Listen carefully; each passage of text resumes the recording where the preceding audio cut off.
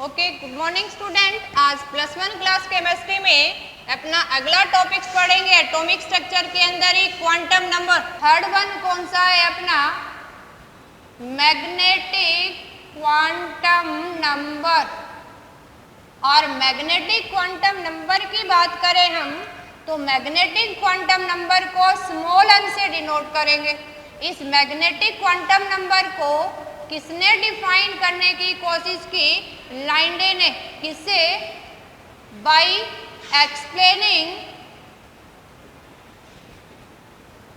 Zeeman effect. इसने splitting of spectral line को in presence of magnetic field explain किया और इसी ने जो लाइंडे था इसने एक्सप्लेन किया मैग्नेटिक क्वांटम नंबर को, जिसको हम स्मॉल m से डिनोट करेंगे। अब इसकी वैल्यू क्या होगी? देखो क्या डिफाइन करता है ये। सिंपल लिखे अगर हम, इट डिफाइन साइज मिल गई है, शेप मिल गई है। अब हमें ये क्या देगा? ओरिएंटेशन देगा हमें। It define orientation of electron cloud.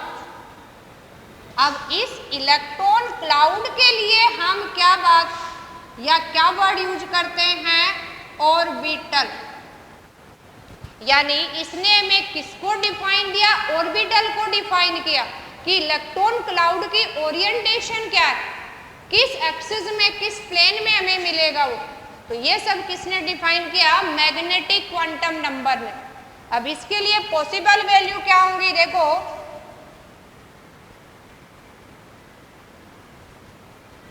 अगर हमने इसी के लिए पॉसिबल वैल्यू राइट करनी है, अगर आपने पॉसिबल वैल्यू राइट करनी है तो इसकी पॉसिबल वैल्यू क्या होंगी? -l से लेके +l तक सारी वैल्यू पॉसिबल होंगी। किसी भी एजीमुथल क्वांटम नंबर l की वैल्यू से m की वैल्यू कैलकुलेट कर सकते हैं। जैसे आपकी ये माने कि आपकी l की वैल्यू 0 है तो यहाँ m की वैल्यू भी क्या हो जाएगी? 0। अगर l की वैल्यू 1 है तो यहाँ m की वैल्यू क्या हो जाएगी? -1 0 n +1। यानी -l से लेके +l तक सारी वैल्यू पॉसिबल होगी। थर्ड वन अगर हम ये कहें कि अगर यहाँ पे l की वैल्यू 2 है तो अपने m की वैल्यू क्या हो जाएगी? -2 -1 0 +1 n +2। तो किसी भी l की वैल्यू से हम m की वैल्यू फाइंड आउट कर सकते हैं। अब ये कहे कि टोटल कितनी वैल्यू पॉसिबल होंगी तो कैसे निकालेंगे? देखो अगर हमें ये कहे कि टोटल पॉसिबल वैल्यू निकालो तो देखो आपको -l से +l तक है, यानी 2 तो आपके l वाली वैल्यू और एक साथ में क्या इंक्लूड हो गया है? 0 भी हो गया है। तो टोटल वैल्यू कितनी हो जाएंगी अपनी? राइट करते हैं हम 12 + 1 हो जाएंगे। यानी अगर राइट करें हम टोटल वैल्यू ऑफ m अगर राइट करें तो कितनी हो जाएंगी अपनी? ये 12 + 1। ये क्या है? टोटल वैल्यू अगर फाइंड आउट करनी है। और कौन कौन सी? ये कहे कि which value is possible. Which value पूछे तो लिखेंगे -l से +l तक सारी। और ये कहे कि टोटल कितनी हो सकती है तो 12 + 1। इसी केस में हम क्या फाइंड आउट कर सकते हैं? देखो इसने हमें ओरिएंटेशन बताया, ओरिएंटेशन बताएगा तो इसी केस में हम ओरिएंटेशन के केस में सोल्व आउट करते हैं। देखो अभी अगर हम यहाँ राइट करें ओरिएंटेशन ऑफ ऑर्बिटल्स, क्योंकि अगर हम यहाँ बात कर रहे हैं l की वैल्यू अगर 1 है तो यहाँ अपने फर्स्ट वन ये देखा 0 है तो 0, दैट मीन्स 0 के लिए अपना कौन सा था? अभी s सब सेल। अब s सब सेल की अगर ओरिएंटेशन देखें हम तो s सब सेल कैसा था अपना? स्फेरिकल। अब किसी स्फेरिकल एक्सिस को अगर हम एक्स वाई और जेड एक्सिस के अक्रॉस ड्रा करें, मान लो अपना एक्स एक्सिस है, वाई एक्सिस है, जेड एक्सिस है, इसके अलोंग अगर स्फेरिकल है अक्रॉस द सेंटर तो तीनों एक्सिस में इक्वली पॉसिबल होगा। तो ये जो अपनी पोजीशन इंडिकेट कर रही है स्फेरिकल फॉर्म में, ये इलेक्ट्रॉन की पोजीशन है, दैट मीन्स एक्स वाई और जेड एक्सिस में इक्वली पॉसिबल है। तो अगर ओरिएंटेशन देखें तो इक्वली पॉसिबल है। यहां हमसे अगर पूछा जाता है, देखो दो वर्ड यूज करेंगे हम, जैसे हमने ग्राफिकली वेव फंक्शन की केस में भी स्टडी किया था। अगर डिस्टेंस और वेव फंक्शंस के केस में एस ऑर्बिटल के लिए ये हमने ड्रा किया यहाँ, यानी ये जो जीरो की वैल्यू है, पॉजिटिव है या नेगेटिव वैल्यू है, यहाँ जीरो को क्रॉस ही नहीं करता है। जीरो मतलब जहाँ पॉसिबिलिटी ऑफ इलेक्ट्रॉन जीरो। तो अगर एस ऑर्बिटल हमारा है और ये अगर 1s है आपका, तो इस केस में नोडल प्लेन क्या होगा, जीरो हो जाएगा। एयर प्लेन में इक्वल पॉसिबिलिटी होगी इलेक्ट्रॉन मिलने की। इस केस में अगर हम राइट करें अभी, ये तो हमें इसने स्फेरिकल एक्स वाई जेड तीनों एक्सिस में, और अगर यहाँ राइट करना हो हमने नोडल प्लेन, तो नोडल प्लेन क्या होगा इसका, कोई भी नोडल प्लेन नहीं होगा, जीरो। क्यों नहीं होगा, बिकॉज इक्वल पॉसिबिलिटी होगी of finding electrons. X axis, Y axis या जेड एक्सिस में करें तो इक्वल पॉसिबिलिटी होगी, तीनों एक्सिस में इक्वल ही मिलेगा हमें। अब अगर हम बात करें अपने पी ऑर्बिटल्स की, या हम ये कहें कि एल की वैल्यू अगर 1 है तो एम की वैल्यू क्या पॉसिबल होंगे, और उनके लिए हमने ओरिएंटेशन फाइंड आउट करना है, तो क्या पॉसिबल होगा अभी। तो देखो राइट अप करते हैं अभी। अगर यही केस राइट करें आप, एल की वैल्यू 1 है, या एम की वैल्यू क्या पॉसिबल होंगी, -1, 0 और +1। अब इस केस में अगर एल की वैल्यू 1 है तो आपके पास कौन सा था, पी सबसेल, जो में एजीमुथल क्वांटम नंबर से मिला। दैट मीन्स पी सबसेल के अंदर 3 ऑर्बिटल्स होंगे। पी सबसेल के अंदर हमें कितने मिले भी, 3 ऑर्बिटल्स पॉसिबल होंगे। अब इनके ओरिएंटेशन के अनुसार कौन कौन से पॉसिबल होंगे, देखो अगर हम यहाँ एक्स एक्सिस, वाई एक्सिस और जेड एक्सिस ड्रा करें, एक्स एक्सिस, वाई एक्सिस और अपना जेड एक्सिस है, इस केस में अपनी एक पॉसिबिलिटी क्या होगी कि पी ऑर्बिटल डंबल शेप होता है, ये एक्स एक्सिस के अलोंग बिलोंग कर रहा है, तो ये ऑर्बिटल तो अपना क्या हो गया अभी, पी एक्स। एक पॉसिबिलिटी अपनी ये हो जाए,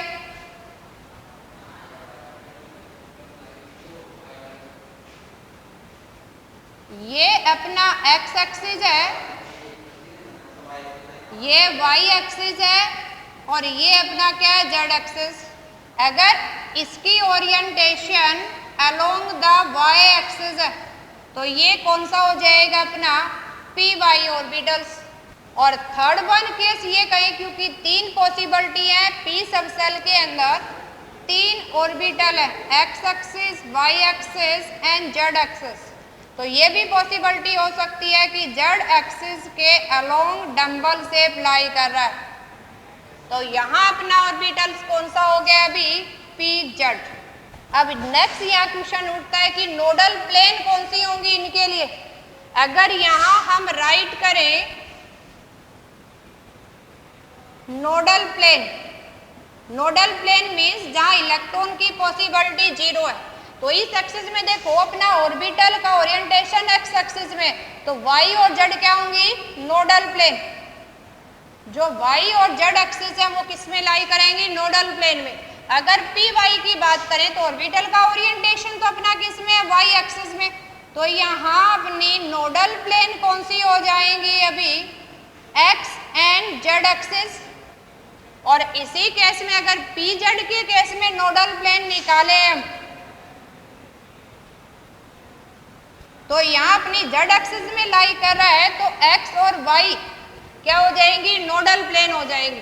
तो अपना क्वेश्चन पुटअप होता है कि कहाँ नोड एग्जिस्ट करता है, क्या नोडल प्लेन है। ये स्फेरिकल है तो इक्वल पॉसिबिलिटी है, लेकिन अगर हम यहाँ बात करें, देखो इस केस में हम डंबल शेप इसको बना रहे हैं, तो जो हमने एरिया रेड कर दिया वहाँ इलेक्ट्रॉन मिलने की पॉसिबिलिटी है। एक तो हमारी वाई और जेड एक्सिस में, सेकंड क्या हो जाएगी, जहां पे ये क्रॉस कर रहा है, ये जो एरिया है जो हमने इस फॉर्म में बनाया, ये जो एरिया ये किसको इंडिकेट करता है, नोड। नोड वो पॉइंट, वो एरिया है जहां इलेक्ट्रॉन पॉसिबिलिटी क्या है, 0। इसी केस में जो हमने ये एरिया इंक्लोज कर दिया है डंबल शेप के अंदर, ये जो एरिया है ये किसको इंडिकेट करता है, एंटी नोड। एंटी नोड वो एरिया है जहां पॉसिबिलिटी ऑफ इलेक्ट्रॉन है। हम ये मान के चलते हैं, देखो इसमें पॉसिबिलिटी 95 to 99% है, यहाँ पॉसिबिलिटी लेस देन 1% है। तो इसी केस में कई बार नोड और एंटी नोड भी हमसे पूछ लिए जाते हैं। इसी केस में अगर हम बात करें थर्ड ऑर्बिटल्स यानी डी सबसेल की बात करें,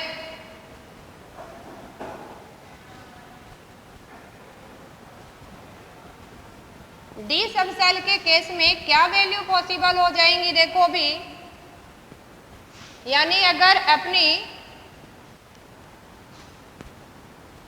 L की वैल्यू 2 है, M की वैल्यू क्या पॉसिबल हो जाएंगी, -2, -1, 0, +1 एंड +2। अब इस केस में ये अपना क्या था, अगर L की वैल्यू 2 है तो ये किसको इंडिकेट कर रहा है, डी सबसेल को।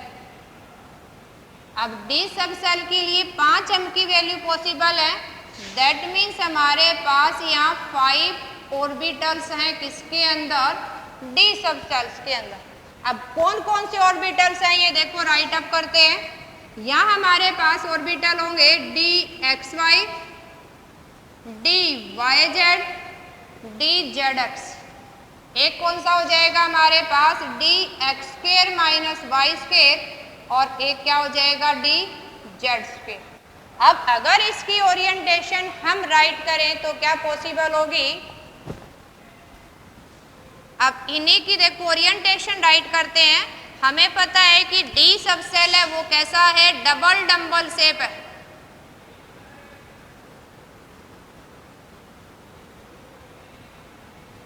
अब हमने डबल डंबल को मेंशन करना है, क्या हो जाएगा, देखो एक्स एक्सिस वाई एक्सिस हम ड्रा करते हैं, जेड नहीं है तो हम छोड़ देते हैं यहाँ। ये अपना एक्स एक्सिस है, ये वाई एक्सिस, एक्स वाई है, that means in between X और वाई एक्सिस हमने डंबल को ड्रा करना है। तो ये क्या होगी हमारी orientation of D X Y orbitals. इसी तरह से अगर हम राइट करें डी वाई जेड को, आपने सिर्फ ये चेंज करना है, ये तीनों ऑर्बिटल सेम रहेंगे। जैसे एक्स वाई है तो एक्स और वाई के बीच में, वाई जेड है तो वाई और जेड के बीच में बना देंगे। जैसे आपका ये वाई एक्सिस है, ये जेड, तो डंबल आपने वाई और जेड एक्सिस के इन बिटवीन बनाने हैं। और सेम केस अगर आपका डी जेड एक्स का है तो ये भी क्या करेंगे आप, जेड और एक्स एक्सिस के अलोंग बना देंगे। ये मान लो अपना एक्स एक्सिस है, ये जेड एक्सिस है, तो यहाँ डंबल क्या बनाने हैं हमने, इन बिटवीन एक्सिस बनाने हैं। ये क्या हो जाएगी इनकी ओरिएंटेशंस इन बिटवीन एक्सिस। अब बात करते हैं हम डी एक्स स्क्वायर और वाई स्क्वायर के केस में कैसा शेप बनाओगे।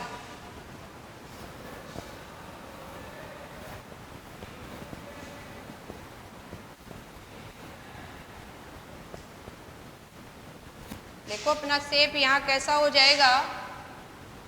अब ये बनाया अपने एक्स एक्सिस, ये बनाया वाई एक्सिस। अब अपना क्या है, D X square minus Y square है। आपने डंबल शेप को अलोंग द एक्सिस बनाना है, अभी एक्सिस के ऊपर से। ये क्या हो जाएगा अपना, ये देखो फर्स्ट वन हमने एक्स वाई के लिए, ये सेकंड बना दिया वाई जेड के लिए, ये थर्ड वन बनाया हमने, और ये X square minus Y square के लिए। अब अगर हम फोर्थ वन बात करें अपनी, यही ऑर्बिटल अकेला जेड एक्सिस है तो जेड ही ड्रा कर देते हैं हम। एक ऑर्बिटल तो बनाना है हमने अलोंग द एक्सिस, और जेड स्क्वायर है तो सेकंड वन क्या बनाएंगे, ऐसे स्पेयर की फॉर्म में। अब 3D हम बोर्ड पे ड्रा नहीं कर सकते हैं, तो इसकी नोटेशन के लिए हम ये ड्रा कर देते हैं, यानी एक जो अपना है वो क्या है, अलोंग द एक्सिस, और एक हमारा तीनों एक्सिस में रिंग की फॉर्म में, तो ये अपना डी जेड स्क्वायर को इंडिकेट कर रहा है। अब इसी केस में एक क्वेश्चन बनता है कि नोडल प्लेन बताओ, तो सबसे इंपॉर्टेंट तो डी जेड स्क्वायर के लिए क्वेश्चन बन जाता है। इसके लिए अगर आपने नोडल प्लेन बनानी है तो यहाँ राइट करोगे कि नो नोडल प्लेन, क्योंकि माना कि एक अपना जेड एक्सिस में है, लेकिन ये जो रिंग है ये ऑल प्लेन में एग्जिस्ट कर रही है, यहाँ कोई भी नोडल प्लेन नहीं है। क्यों नहीं है? क्योंकि आपका जो सेकंड है वो रिंग की फॉर्म में क्या है, अपना एक ऑर्बिटल क्लाउड लाई कर रहा है, यहाँ इलेक्ट्रॉन क्लाउड। इसलिए जेड एक्सिस अगर जेड डी जेड स्क्वायर कहें तो उसमें कोई नोडल प्लेन नहीं है। अब अपना इन्हीं चारों के अंदर नोडल प्लेन राइट करते हैं। देखो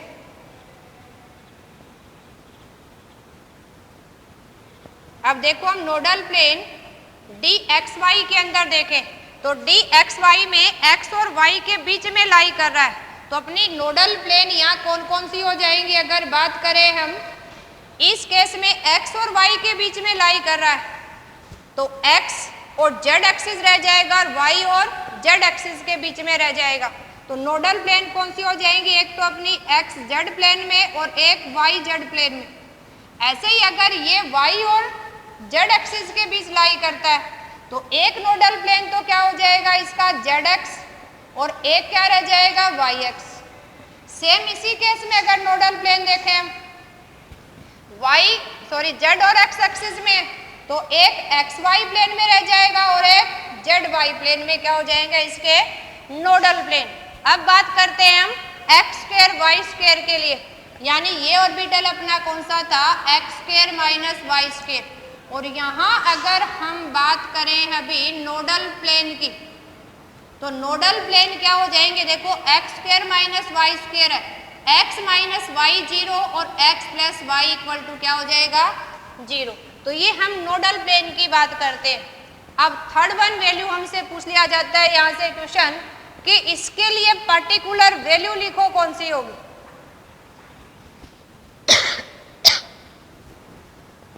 अब इन्हीं के लिए वैल्यू कैसे राइट अप करेंगे हम? तो सबसे पहले जो जेड एक्सिस है यानी जी जेड के लिए अगर हमें वैल्यू लिखनी है तो इसकी वैल्यू कितनी है? 0। इसके बाद चलते हैं, देखो एक्स वाई के लिए अपनी 1 वैल्यू होती है, तो जहां हम एक्स वाई को इंक्लूड करें वहां एक्स जहां इंक्लूड हो रहा है उसके केस में अपनी वैल्यू क्या हो जाएंगी? देखो एक्स वाई है, यहाँ भी एक्स वाई है, एक्स वाई के केस में इसकी वैल्यू क्या हो जाएगी? Plus minus 2। ये भी एक्स वाई को इंक्लूड कर रहा है, इसके केस में भी इसकी वैल्यू अगर राइट करनी है तो प्लस माइनस 2 हो सकती है। अब अपने पास 2 वैल्यू रह गई है इनके केस में, यानी एक रह गया अपना डी वाई जेड, एक अपना कौन सा है? D Z x. इनके केस में इनकी जो वैल्यू होगी वो कितनी लाई करेगी? देखो यहाँ इसके लिए प्लस माइनस 1 और इसके लिए भी प्लस माइनस 1। तो यहाँ क्वेश्चन पुटअप होता है कि इनकी वैल्यू कौन सी पॉसिबल होंगी। ओके स्टूडेंट, देखो अभी हम क्या करे थे यहाँ क्वांटम नंबर से, यानी अगर हमें एल की वैल्यू गिवन है तो मैग्नेटिक क्वांटम नंबर की वैल्यू निकाल सकते हैं, और गिवन मैग्नेटिक क्वांटम के लिए हम orientation of orbital find out किया। हमें ओरिएंटेशन फाइंड आउट करने से ये भी बता सकते हैं कौन से नोडल प्लेन लाई करेंगे। अब नोडल प्लेन के साथ हमसे ये भी पूछ लेते हैं कि डी एक्स वाई के लिए पॉसिबल वैल्यू क्या होगी। तो आपने याद रखना एक्स वाई यहाँ रहा है तो बड़ी वैल्यू प्लस माइनस 2 भी हो सकती है, और X square minus Y square के लिए भी। फिर जहां आपका वाई जेड है या जेड एक्स है उसके लिए प्लस माइनस 1 भी कह सकते हो, प्लस 1 भी। इसी तरह से ये और जो डी जेड स्क्वायर है उसके लिए एल की वैल्यू अपनी क्या लाई करेगी? 0। इसी तरह से अगर हम बात करें अपने एल की वैल्यू 3 है तो कौन से ऑर्बिटल्स पॉसिबल होंगे और क्या उनकी ओरिएंटेशन होगी, कैसी शेप होगी, तो कैसे फाइंड आउट करेंगे? देखो यानी हम अगर f ऑर्बिटल्स की बात करेंगे यानी n जो l की वैल्यू अगर आपकी 3 आ जाती है तो कौन सी वैल्यू पॉसिबल होती है? देखो अगर L की वैल्यू आपकी कितनी आ गई अभी 3, M की वैल्यू क्या हो जाएंगी -3 -2 -1 0 +1 और क्या हो जाएगी +2 n +3, ये क्या हो जाएंगी इनकी पॉसिबल वैल्यू। अब हम ये पीछे पढ़ा था अगर L की वैल्यू 3 है तो ये अपना कौन सा है F सब सेल है। अगर F सब सेल है तो काउंट करें टोटल, देखो 3 - 3 प्लस और 1, इसके अंदर अपने कितने आ गए हैं 7 ऑर्बिटल्स। अब ये 7 ऑर्बिटल कौन से होंगे, कौन सी पॉसिबिलिटी होगी अगर ये राइट करना है हमने, तो देखते हैं 7 ऑर्बिटल कौन से होंगे ये। अब इससे पहले अगर F सब सेल की बात करें तो F सब सेल की अपनी शेप कैसी थी, ट्रिपल डंबल शेप। अब ट्रिपल डंबल शेप बनाना है तो बड़ा कॉम्प्लिकेटेड हो जाता है, शेप तो नहीं ड्रा कर सकते हम बोर्ड पे, लेकिन कौन से ऑर्बिटल्स पॉसिबल होंगे ये हम राइट कर सकते हैं। यानी कौन कौन से ऑर्बिटल पॉसिबल होंगे, देखो ये एक हो जाएगा आपका Fx x² - y², एक क्या हो जाएगा Fy x² - y², एक क्या हो जाएगा आपका Fz x² - y², एक क्या हो जाएगा आपका Fxyz, एक हो जाएगा Fzq। देखो अपने कितने ऑर्बिटल्स हो गए हैं आपके, ये जो पॉसिबल हमारे जो ऑर्बिटल हैं F सब सेल में कौन से होंगे। इसके अलावा जो अपनी पॉसिबिलिटी है वो कौन सी हो जाएगी, एक हो जाएगा Fyz² और एक हो जाएगा Fxz²। तो अपने पास टोटल 7 ऑर्बिटल पॉसिबल है किसके लिए, L की वैल्यू 3 यानी F सब सेल के अंदर। अब इसकी ओरिएंटेशन बोर्ड पे ड्रा करना पॉसिबल नहीं है, कॉम्प्लिकेटेड है, तो आपने इन पॉसिबल वैल्यू को ध्यान रखना है। अब अगर हम बात करें अपने 4th क्वांटम नंबर, और 4th क्वांटम नंबर कौन सा है अपना स्पिन क्वांटम नंबर। देखो एक क्वेश्चन बन जाता है कि how many quantum number required for explanation of electron, तो हम राइट करेंगे 3 क्वांटम नंबर। यानी प्रिंसिपल क्वांटम नंबर ने आपकी डिस्टेंस बता दी है, साइज बता दी है, एजीमुथल ने क्या बताया शेप, और मैग्नेटिक ने क्या बता दिया आपका orientation of electron cloud. That means 3 quantum number required for proper define the position of electron. लेकिन हम 4th क्यों पढ़ रहे हैं, देखो 4th जो क्वांटम नंबर हम स्टडी कर रहे हैं that is spin quantum number, और ये स्पिन क्वांटम नंबर को स्मॉल s से डिनोट करेंगे। डिनोट किससे करेंगे, इसको स्मॉल s से। ये किसने डिफाइन किया, हमें किसने गिवन दिया, ये गोल्डस्मिथ ने हमें डिफाइन किया, एक्सप्लेनेशन दी। अब ये s हमें क्या देता है, हमें स्पिनिंग ऑफ इलेक्ट्रॉन बताता है। क्या बताता है हमें, ये spinning of electron. It give explanation about, किसके बारे में बता रहा है ये, spinning of electron on its axis, है ना। इसलिए पोजीशन तो हमें किससे फाइंड आउट होगी थी, 3 क्वांटम नंबर जो फर्स्ट हमने डिफाइन किए। 4th वन हमें क्या बताता है, स्पिनिंग ऑफ इलेक्ट्रॉन बताता है कि इलेक्ट्रॉन अपने एक्सिस पे किस फॉर्म में रोटेट कर रहा है। अब स्पिनिंग अगर देखें, कोई भी अपने एक्सिस पे रोटेट कर रहा है तो या तो क्लॉकवाइज रोटेट करेगा या फिर क्या करेगा, एंटी क्लॉकवाइज रोटेशन होगी उसकी। अब रोटेशंस को कैसे हम इंडिकेट करेंगे, देखो अगर हमने किसी भी इलेक्ट्रॉन की ओरिएंटेशन को एक्सप्लेनेशन देनी है, अब ओरिएंटेशन अपने एक्सिस पे कर रहा है तो हम ये मान के चलें ये एक्सिस है और यहाँ इलेक्ट्रॉन्स प्रेजेंट है। अगर ये इलेक्ट्रॉन यहाँ रोटेशन इस फॉर्म में क्लॉकवाइज रोटेट कर रहा है कैसे रोटेट कर रहा है? क्लॉकवाइज रोटेशन है। अगर ये हम इलेक्ट्रॉन की एक्सिस मान के चले और ये रोटेशन हमें कैसे दे रहा है? क्लॉकवाइज रोटेशन शो कर रहा है।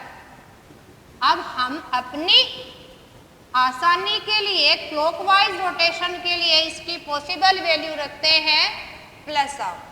इसी केस में अगर कोई इलेक्ट्रॉन की एक्सिस हमने कंसिडर कर ली है ये, और ये अगर इलेक्ट्रॉन यहाँ प्रेजेंट है और अपने एक्सिस के ऊपर ये एंटी क्लॉकवाइज रोटेट कर रहा है, एक्सिस पे कैसे रोटेशन दे रहा है ये? Anti clockwise. अगर एंटी क्लॉकवाइज रोटेशन दे रहा है तो यहाँ हम स्पिन क्वांटम की वैल्यू कंसिडर कर लेते हैं माइनस हाफ। देखो ये हमने कंसिडर कर रखा है, अगर कोई इलेक्ट्रॉन एक्सिस पे क्लॉकवाइज घूम रहा है तो प्लस हाफ और एंटी क्लॉक है तो माइनस हाफ। क्योंकि अगर रोटेशन हम देखें इलेक्ट्रॉन की क्लॉकवाइज और एंटी क्लॉकवाइज, वो हम लॉ के अनुसार पढ़ेंगे तो कैसे कैंसिल आउट हो जाती है ये। तो हमने इनकी पॉसिबल वैल्यू अगर राइट करें, यानी अगर value off spin quantum number right करनी है तो हम लिखते हैं प्लस माइनस हाफ। यानी इसकी बेस की वैल्यू क्या होगी? या तो प्लस हाफ होगी आपकी या फिर क्या होगी? Minus half. इसलिए इसकी वैल्यू हम कितनी राइट कर सकते हैं? प्लस माइनस हाफ राइट कर सकते हैं। अब इसी स्पिन के बेसिस पे जो अपने पास क्वेश्चन बनता है वो क्वेश्चन बनता है यहाँ पे कि स्पिन मैग्नेटिक मोमेंट निकालो। अब स्पिन मैग्नेटिक मोमेंट कैसे निकालेंगे हम? स्पिन मीन्स हम यहाँ देखो इलेक्ट्रॉनिक कॉन्फ़िगरेशन राइट करनी सीखेंगे और उसी से हम क्या फाइंड आउट करेंगे? स्पिनिंग ऑफ इलेक्ट्रॉन से। तो यहाँ हमने जो नेक्स्ट वन राइट करना है, स्पिन क्वांटम नंबर से ही हम क्या फाइंड आउट करेंगे? स्पिन मैग्नेटिक मोमेंट कैसे फाइंड आउट करेंगे? जैसे एंगुलर मोमेंटम हमने एजीमुथल क्वांटम से कैलकुलेट किया था, ऐसे ही हम क्या निकाल सकते हैं? Spin magnetic moment find out करेंगे। और स्पिन मैग्नेटिक मोमेंट क्या हो जाएगा? देखो स्पिन मैग्नेटिक मोमेंट अगर हमने फाइंड आउट करना है, जिसको म्यू एस से डिनोट करेंगे, क्या हो जाएगा? Under root S into S plus one. यहाँ अगर या तो हम फाइंड आउट करें इसको बोर मैग्नेटॉन्स के अंदर, यहाँ नहीं हम इसकी अगर वैल्यू प्रॉपरली राइट करें हम, तो अपना स्पिन मैग्नेटिक मोमेंट कितना हो जाएगा? अभी E H upon 2 pi M सी। एजीमुथल में 4 पाई एम सी कर रहे थे, अब ये क्या कितना होगा अपना? 2 pi M C. Spin electron produce angular momentum कितना प्रोड्यूस करेगा? ये तो अपना क्या हो गया? Spin magnetic moment. और अगर इसी केस में हमें फाइंड आउट करना है स्पिन एंगुलर मोमेंटम, अगर फाइंड आउट करना है कि spin angular momentum produced by an electron, कि स्पिन एंगुलर मोमेंटम कितना प्रोड्यूस करेगा, तो वो कैसे राइट करेंगे? मेनली हम यही फाइंड आउट करते हैं। देखो अगर ये हमने फाइंड आउट करना है तो s into S plus one, S क्या? Spin quantum number, into H upon 2 pi, है ना। ये हम इनऑर्गेनिक केमिस्ट्री में भी यूज करेंगे। यहाँ s हमें क्या बता रहा है? स्पिन। और जहाँ स्पिन s की वैल्यू क्या पॉसिबल है, यहाँ अपना s की पॉसिबल वैल्यू या तो प्लस हाफ होगी या माइनस हाफ। अगर अपवर्ड है तो इसके लिए क्या यूज करेंगे? Plus half. ये डाउनवर्ड है तो क्या यूज करेंगे? एंटी क्लॉकवाइज के लिए माइनस हाफ, है ना। स्पिन क्लॉकवाइज है या एंटी क्लॉकवाइज है। एक और क्वेश्चन यहाँ से पूछ लिया जाता है कि स्पिन मल्टीप्लिसिटी निकालो, एक स्पिनिंग के साथ दूसरी स्पिनिंग सम अप करके कैसे निकालें? तो स्पिन मल्टीप्लिसिटी कैसे फाइंड आउट करेंगे? देखो हम यही हमने फाइंड आउट करना है स्पिन मल्टीप्लिसिटी। किसी भी पर्टिकुलर इलेक्ट्रॉन या एटम्स के लिए अगर हमने फाइंड आउट करना है स्पिन मल्टीप्लिसिटी, स्पिन मल्टीप्लिसिटी कैसे निकालेंगे? देखो हम इक्वल टू क्या हो जाएगी 2 into summation of s plus 1। s क्या है आपका स्पिन की वैल्यू 2 हमने क्यों किया? ऑर्बिटल में प्लस माइनस आप दोनों 2 स्पिन पॉसिबल है, क्लॉकवाइज और एंटी क्लॉकवाइज। ये किसके लिए यूज किया हमने? समेशन के लिए कि टोटल कितनी पॉसिबल होंगी, प्लस हाफ वाली कितने है, माइनस हाफ वाली कितने, उसी को सोल्व आउट करके हमें स्पिन मल्टीप्लिसिटी फाइंड आउट कर सकते हैं। तो ये चारों हमने क्वांटम नंबर को स्टडी कर लिया। अब आपस में एक दूसरे से वैल्यू कैसे फाइंड आउट करेंगे? जैसे आपने यहाँ कुछ इंपॉर्टेंट पॉइंट ध्यान रखने, जैसे आपके पास वैल्यू ऑफ n गिवन है, जो वैल्यू आपकी 1 2 3 4 एंड सो ऑन पॉसिबल है, तो यहाँ वैल्यू ऑफ l क्या हो जाएगी 0 से लेके n माइनस 1 तक, और टोटल वैल्यू कितनी हो सकती है 12 प्लस 1 क्या हो जाएगी m की वैल्यू, और ये कौन सी पॉसिबल है आपकी माइनस l से लेके और प्लस l तक। ये वैल्यू हमने ध्यान रखनी है। अब s की वैल्यू आपकी फिक्स है प्लस माइनस हाफ। अब इसके साथ अगर हमने इसी से रिलेटेड नोडल प्लेन है वो कैलकुलेट करना है, कितनी पॉसिबल होंगे, तो ये सब हम नेक्स्ट अपने वीडियो में कैलकुलेट करना सीखेंगे। इसके ऊपर किस तरह के क्वेश्चन पुटअप होते हैं, कैसे हम मिनिमम और मैक्सिमम फाइंड आउट करेंगे। Okay, thank you student.